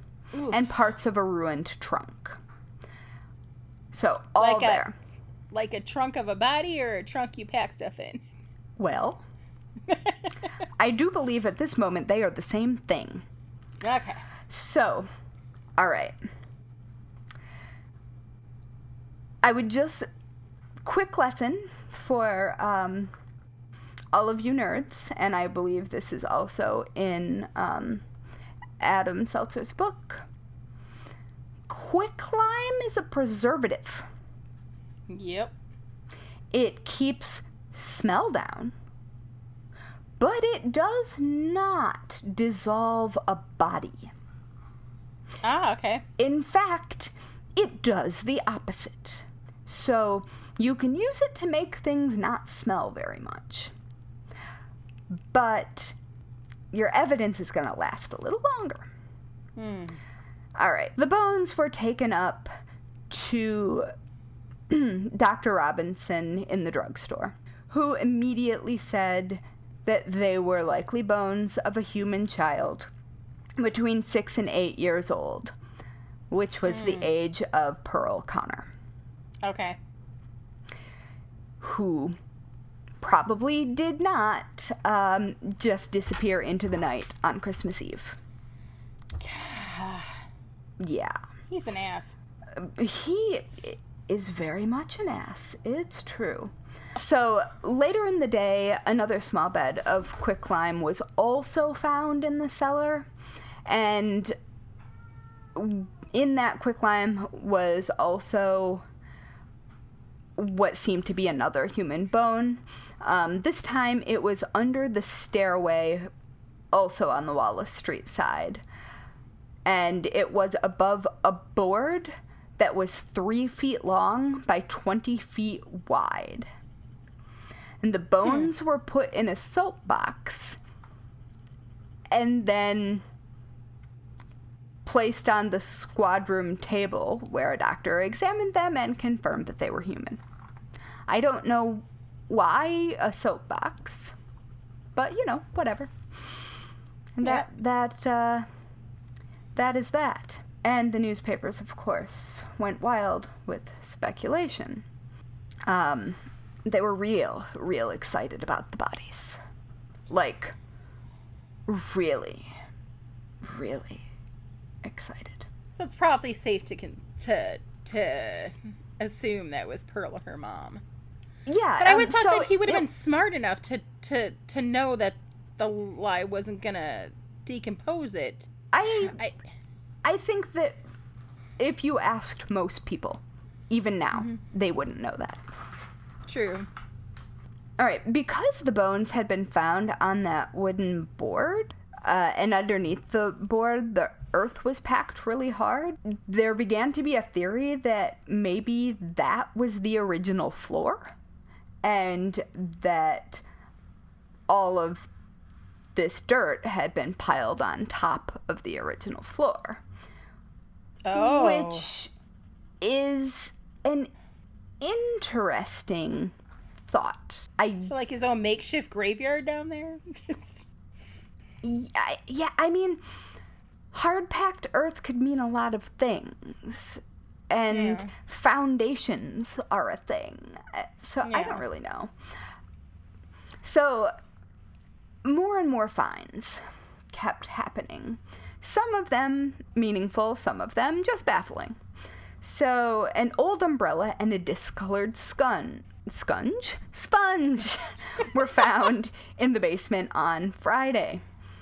But, and here we get to the vision of the dissecting basement that everybody thinks of. They also found a large bench that the police had seen, but not really examined before then.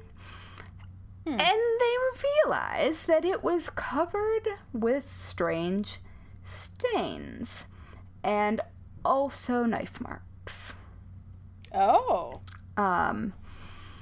So it was thought that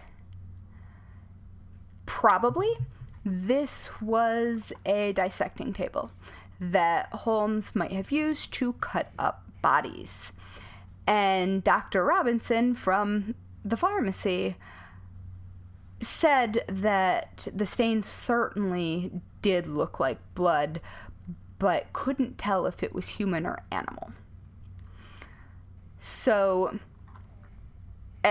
from now on, this bench will be forever known as, for sure, the dissection table, even though it's not for sure. All right, but unless he's like, I don't know, hacking up a chicken he's planning on cooking in a giant human-sized stove, you know, it doesn't. What else would it be used for? I don't disagree. Here's what we actually know for sure about the basement. The basement. And really about the building that is known as the murder castle. So weird. We know that it could absolutely have caused many deaths. We do not know if it ever did, except for the 2 bodies that were found, or the 2 partial bodies that were found. Right. And then the evidence of the little pieces of detritus from people's lives. But I mean, these were people who lived and worked there. Right. I, right next to me, have an entire garbage can filled with old clothing that I'm throwing away because it's not useful to anyone anymore. Because it has holes in it. So, like, that would be super weird if I were suddenly being investigated for murder. Well, it'd be super weird, too, if you buried it. Well, I mean, but it's compostable. They're natural fibers. Anyway, I'm not going to bury it. We know that there were bones connected to a small child. We know that there were bones connected to an adult. We know that there were buttons and clothing and possibly hair found. An awful lot of things that look like they might be bloodstains. Something that absolutely could have functioned as a crematorium and gotten hot enough. But we have zero evidence that Holmes was involved at all. True. It does seem like there's enough to at least prove intent. We think he killed people, but there's just not very much specific, practical evidence that isn't extremely circumstantial. You could not charge him with that evidence. Yeah, you can't. And we also don't truly know who those bones belong to. We don't know, truly, who put them there. It was clearly someone who was getting rid of a body because of the quicklime. Like, it was clearly intentional. Right. Where did the rest of it go? And there's so many questions. Yeah, like, I don't know if there were ever, like, ashes found. Because, frankly, even in modern-day crematoriums, there's a machine that is used to make cremains uniform and smooth, because there are pieces of bone still in cremains when they come out of a crematorium. One of my best friends likes to joke that her mom's ashes came with an instruction label. Because there's a little warning. Yeah. Well, and it's actually, it's a law in many places that the cremains have to be uniform and powdery, so as not to freak people out. But anyway, I sort of feel like there should be more with regards to that furnace. Also, what the fuck happened to that furnace? Seriously. Like, that's a big item. So it wasn't like you had cops being able to go through this stuff. I think before, I was under the impression that they were finding a crime scene. But they are finding a mud floor basement and a bunch of secret rooms that may or may not have been used to hire goods that Holmes was committing fraud around. And definitely some really weird rooms that one can only think of a reason why you would have them, like the asphyxiation room. Seriously. Or the so-called asphyxiation room. So there were trapdoors. There were slides, or a slide that went from Holmes's apartment on the 3rd floor to the basement directly. There were stairs that also went from the 3rd floor directly to the basement. Maybe it was just a really big laundry chute. That's that is not the case. But that is clearly the intent, like what it was supposed to look like, and the excuse for it. There was not the mythical acid bath in the basement, as far as I can tell. So I know that there is many different contractors and architects and people that were involved. But there was somebody that built that chute. And what did you tell said people that built that chute it was for? Well, there's got to be a hotel. So, I mean, if you had huge amounts of bedding, it wouldn't be that weird to have a chute. Like, I can fit down most laundry chutes. Like most regular ones from today. One specific apartment down?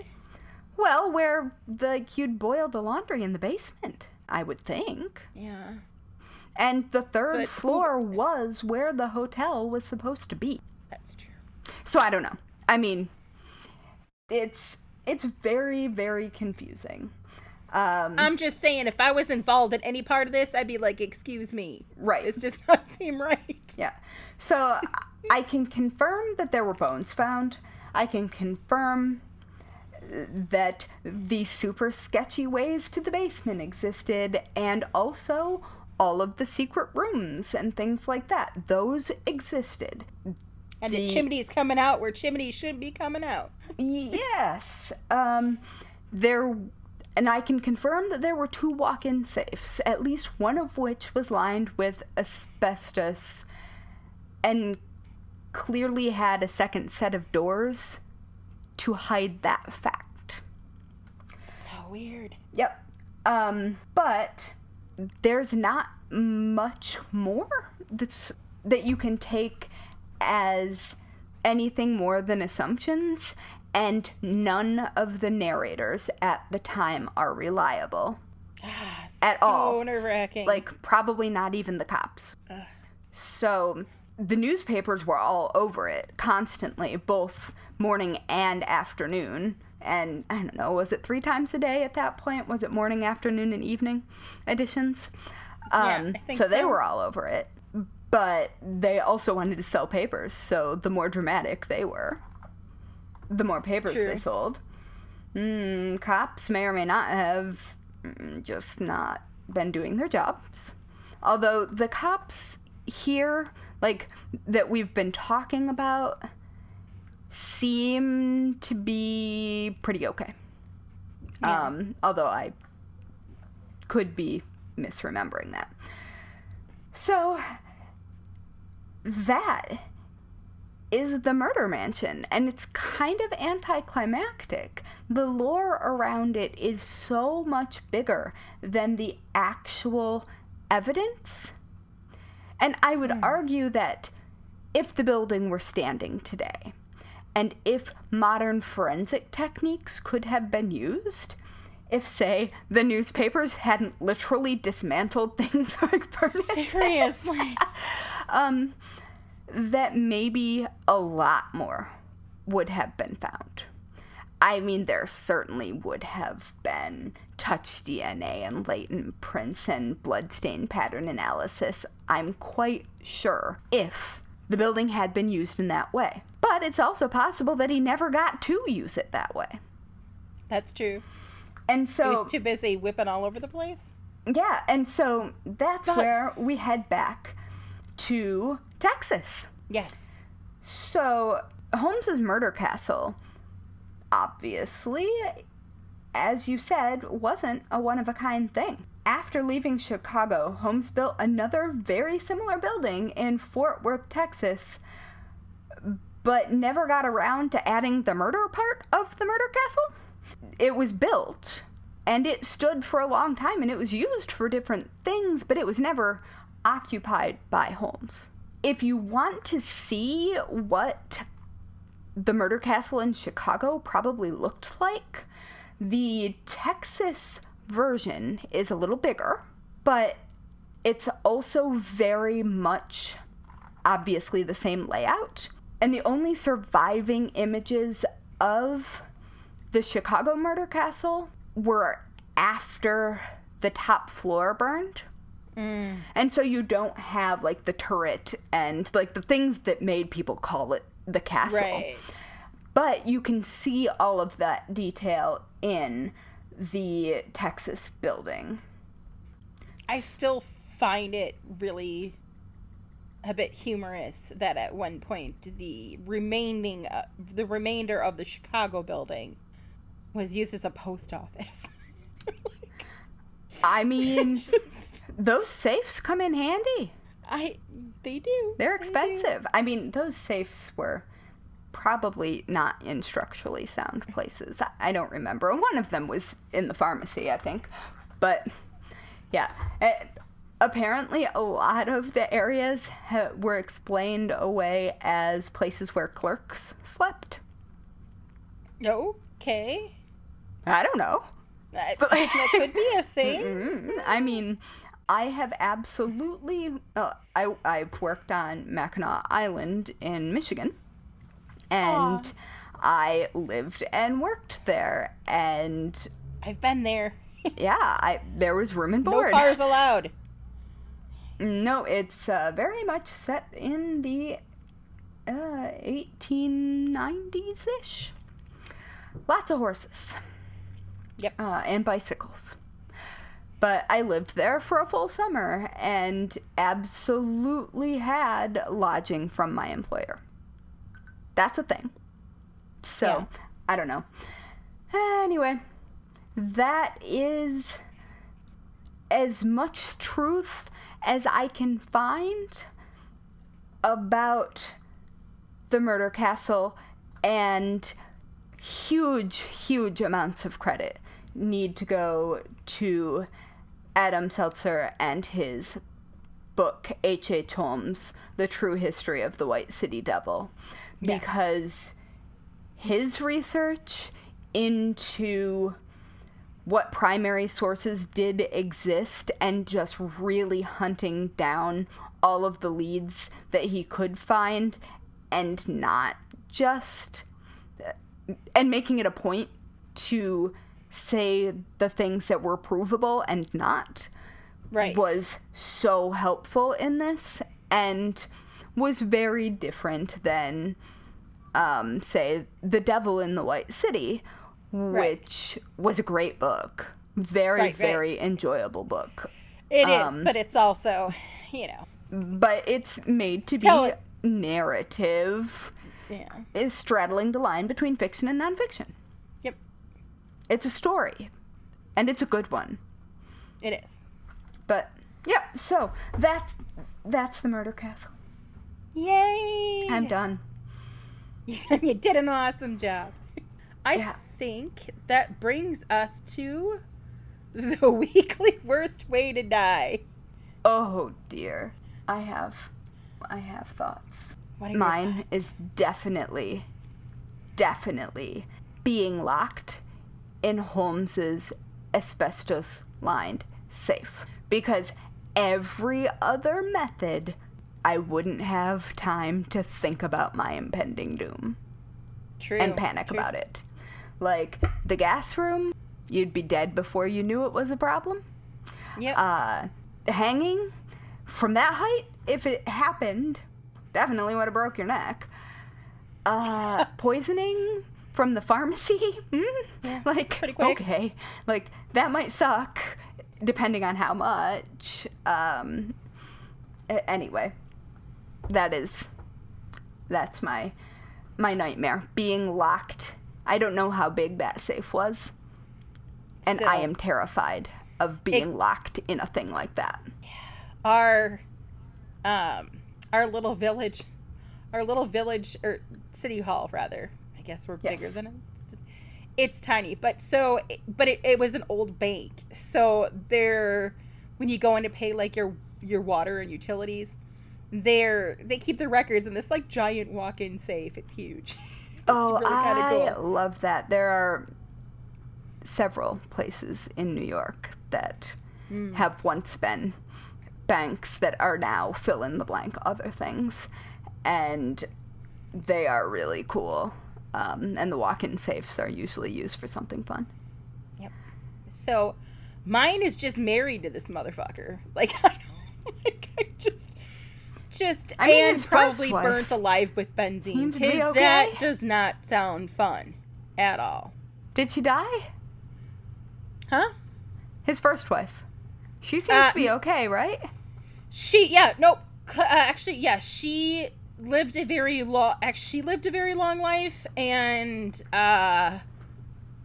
Murda also lived a long life, and I think the key was having parents who would miss you. True. But there are also there were others. Maybe it's distance. It could be. Maybe it's just, well, no, because that one was pregnant, and he was like, yeah, no. Mm-hmm. Yeah, I don't even know what the specific maybe no, I don't know the specific formula to surviving a marriage with this motherfucker, but. Don't. I don't want it. I'm not about it. And I definitely don't want to be burnt alive with benzene, because although it's, goes up quickly, but burning alive is not fun. Not fun. No. Oh, I should also mention that though not found on the premises, there were multiple first-person accounts of people having helped Holmes remove trunks, very, very heavy trunks from the third floor, some of which smelled bad. Yeah. And that could be sensational newspapering or could have been dirty laundry. I don't think it was probably dirty laundry. I think it was probably bodies. But good Lord. Anyway. Oh, man. What a dick. Yeah. So, Totally do you want to be spooky internet friends? We can be found at Bones and Bobbins on Instagram, Facebook, and Twitter. You can also find us on Pinterest at Bones and Bobbins and just at bonesandbobbins.com. It's true. And don't forget to rate and review this podcast because it pleases the internet gremlins, and that's how we show up in recommendations so that other morbid souls can find us. Bring forth the morbid souls. Yes, please. And on that note, let us leave you with some advice that you should never forget. Lock your doors. And don't run with scissors. Or with Holmes, for that matter. Do not run with Holmes. No. Each episode of the Bones and Bobbins podcast is written and researched by Haley Pearson Cox and Natalie Hoyce. Our music was composed by Loyalty Freak Music. You can find us on Instagram, Twitter, and Facebook at Bones and Bobbins. Subscribe now on Apple Podcasts, follow us on Spotify, or check us out wherever you listen to your favorite podcasts so you won't miss a minute of our strange and creepy content.